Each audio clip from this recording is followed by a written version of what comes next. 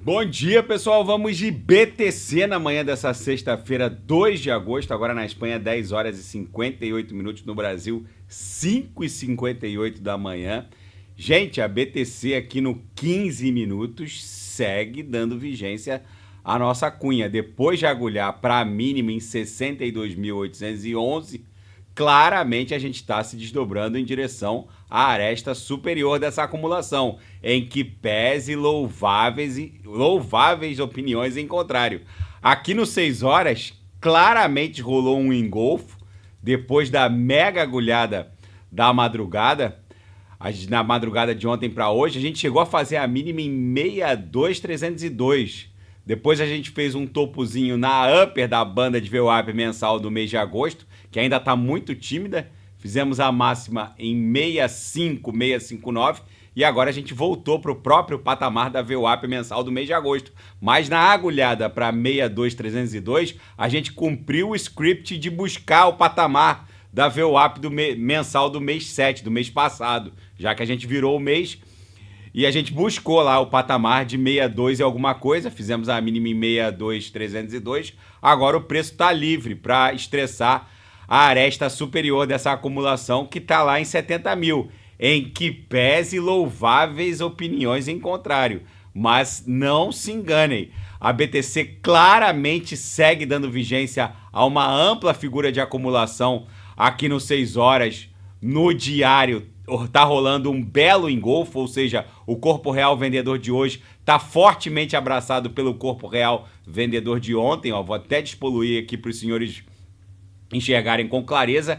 Então é bem provável que o candle de amanhã seja um doji levemente comprador ou vendedor para abrir o flanco aqui em direção a 70 mil na esteira do final de semana, com o esgotamento do final de semana e a abertura dos futuros asiáticos de domingo para segunda. Isso aqui guarda proporcionalidade dimensional dessa pernada com a proximidade da segunda-feira. Tem muita gente achando que a BTC teria fôlego para continuar caindo no final de semana, mas não tem, o volume diminui, basicamente o ativo vai lateralizar e se preparar para um pump em direção a 70 mil na esteira do esgotamento do domingo. A dominância também ecoa essa movimentação. Vocês vejam que na queda de ontem, a dominância deu um suspiro, chegou a subir, chegou a fazer a máxima em 56,57, agora está 56,51. A dominância não consegue avançar para além de 56,7%,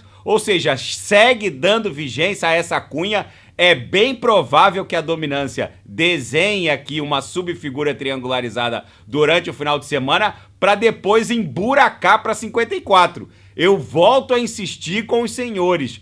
Talvez a dominância esteja desenhando o início de um amplo movimento de baixa, lembrando que a queda da dominância não significa queda na cotação da BTC. Só significa que o market cap das altcoins vai se expandir de forma mais explosiva e exponenciada que o próprio market cap da BTC, ou seja, vem uma alt-season por aí e tem gente boa desembarcando. A dominância fatalmente vai acabar encontrando a MM200 lá na projeção, que está lá em 53%. Se a dominância cai de 56% para 53%, muitas altcoins de alta octanagem vão dobrar de valor.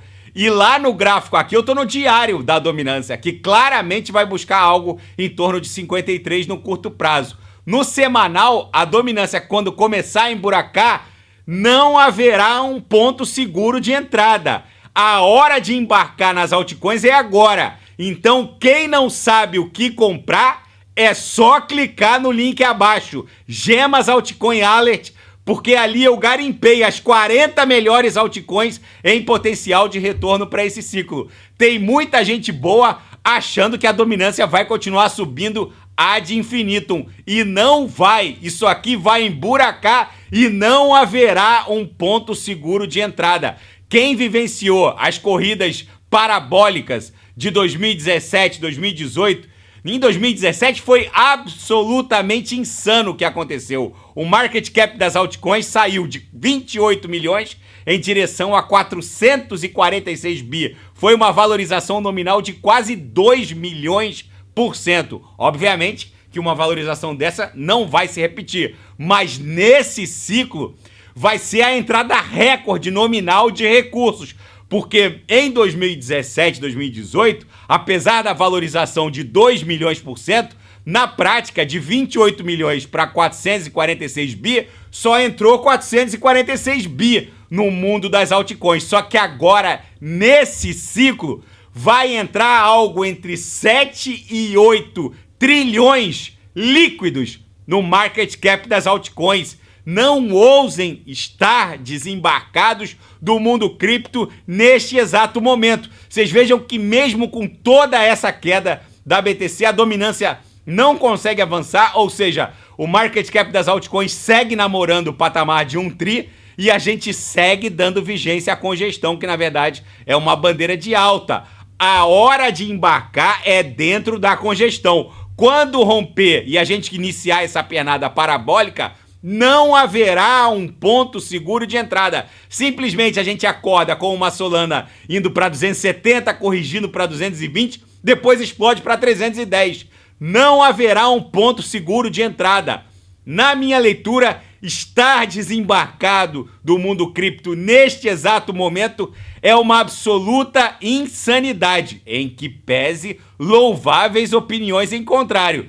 Cada um tem que fazer a própria análise, mas a BTC está dando vigência a uma acumulação tão brutal e longeva que está funcionando como uma mola. A gente, na verdade, está congestionado em torno dos cumes do ciclo anterior. Vocês vejam que a gente agulhou para 62 e pouco e rapidamente voltou para esse cume aqui do ciclo de 2020-21, que os dois cumes são 64 e 69 mil dólares. A gente está acumulando numa grande congestão que tem por centro gravitacional os dois cumes do ciclo anterior, que são 64 e 69 mil dólares. Essa congestão está funcionando como uma mola. Quanto mais longeva for essa congestão, mais violenta será a fuga ascendente que vai acontecer em decorrência dessa congestão que está rolando. Não ousem estar desembarcados, e quem não sabe o que comprar é só clicar no link abaixo. Na Seara Fática, o Banco da Basileia, que é o banco central dos bancos centrais, com sede na Suíça, e o Banco Central inglês, estão introduzindo uma nova ferramenta para rastrear o lastro, as reservas das stablecoins. Diante da mega expansão da emissão de stablecoins, vamos lá no market cap da principal stablecoin, que é o USDT, vamos dar o refresh. Só o USDT tem 114 bilhões de USDTs em circulação. A USDC, que é a segunda, 32 bi. Se a gente somar todas as stablecoins, basicamente a gente vai encontrar um valor ali próximo a 300 bi ou 0,3 tri.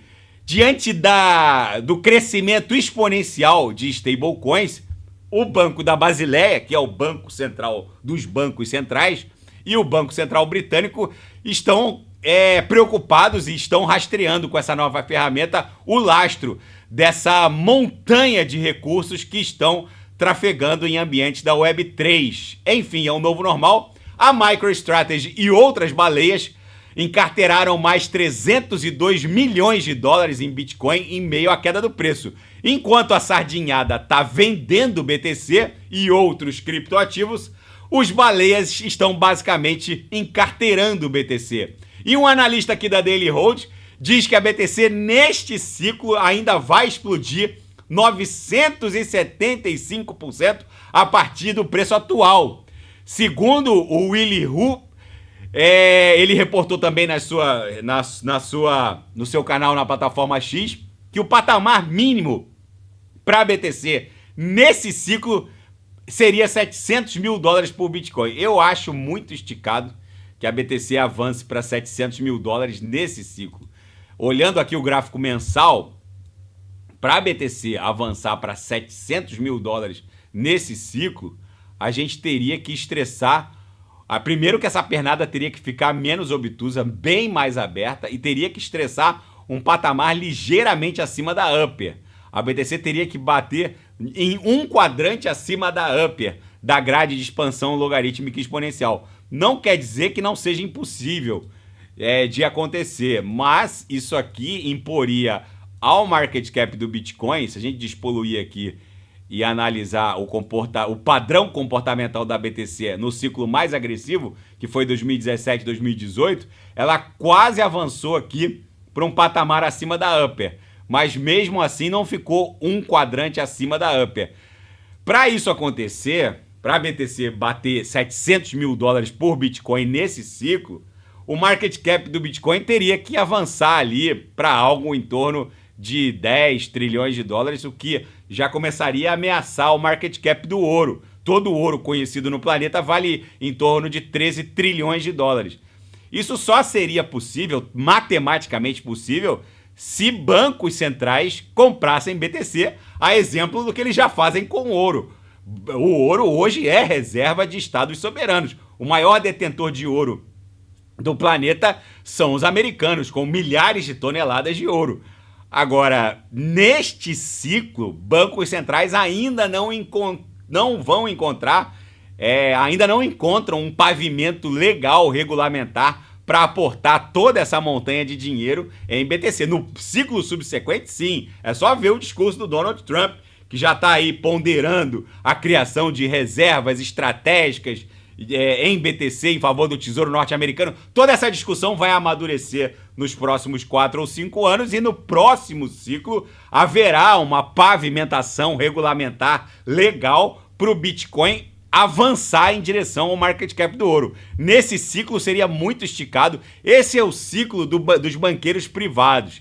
São os bancos privados que estão aportando em Bitcoin neste ciclo. No próximo ciclo é que vai entrar dinheiro público pesado nessa história. Primeiro, os banqueiros têm que se ajustar dentro das cadeiras nesse avião que está decolando. Depois entra o dinheiro público. É assim que funciona e é assim que provavelmente será. Enfim, na seara geopolítica e finanças internacionais, os americanos, o Evan Gershkovich, o repórter do Wall Street Journal, e o ex-fuzileiro naval Paul Whelan, aterrissaram nos Estados Unidos depois da troca bem sucedida de prisioneiros, lembrando que o Ocidente teve que liberar um russo mercenário assassino em troca desses, na verdade, esses 2 prisioneiros foram trocados por mais de 10 russos nessa troca que foi costurada pela Turquia. Mas enfim, o Evan Gershkovich e o ex-fuzileiro naval Paul Whelan já estão em solo norte-americano e os Estados Unidos e o Reino Unido aceleraram os programas de computação quântica que eles desenvolvem após uma descoberta brutal pelos cientistas chineses que conseguiram,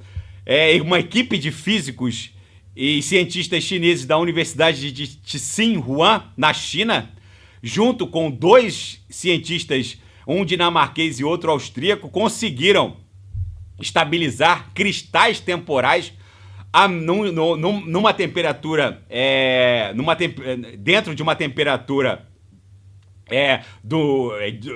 ambiental, no meio ambiente, sem nenhuma alteração em condições normais de temperatura e pressão. Eles conseguiram estabilizar os cristais temporais que são indispensáveis.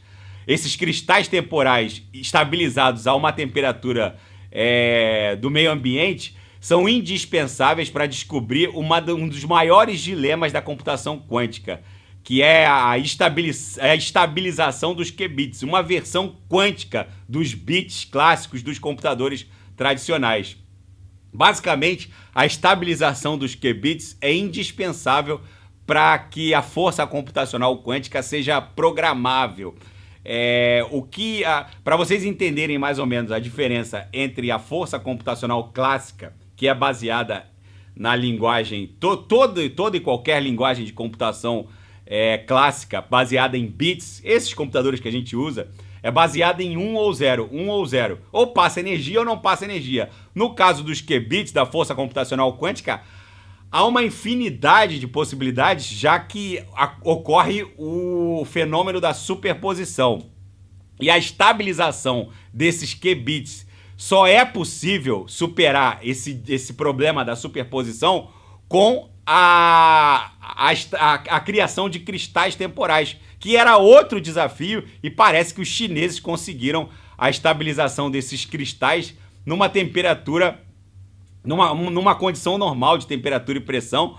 Ou seja, para vocês entenderem a ordem de grandeza do que eu estou falando em termos de força computacional, se fosse possível comparar a força computacional clássica com a força computacional oriunda dos qubits, seria basicamente um qubit seria basicamente o equivalente em bits a 10 elevado à 50ª potência, ou seja, seria um número impredicável, o que obviamente afetaria inclusive a segurança das private keys de ativos criptográficos. Uma força computacional quântica em poucos dias ou meses seria capaz de quebrar uma private key de BTC. Hoje, toda a força computacional clássica desses computadores que a gente possui hoje, se a gente juntasse toda a força computacional clássica do planeta, basicamente se demoraria milhões de anos para tentar quebrar uma private key de BTC. Mas a força computacional quântica, por conta dessa bizarrice que é a capacidade de processamento de dados quântico, em poucos dias ou meses quebraria uma private key de BTC. Por enquanto não há com o que se preocupar, nenhuma força computacional quântica neste atual estágio do desenvolvimento quântico seria programável. Agora os chineses chegaram